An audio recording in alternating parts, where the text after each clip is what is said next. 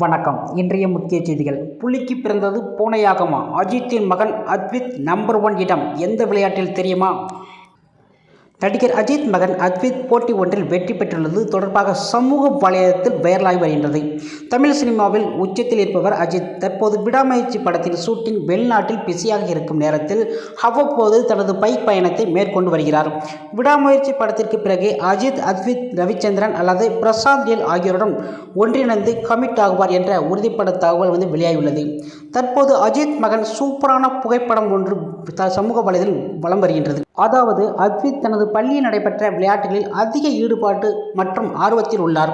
50 meter dash, 75 meter dash, 4x100 meter dash relay என போட்டியில் அத்வித் முதல் இடத்தை பிடித்துள்ளது சமூக வலைதளத்தில் பெரும் பரபரப்பை ஏற்படுத்தியுள்ளது.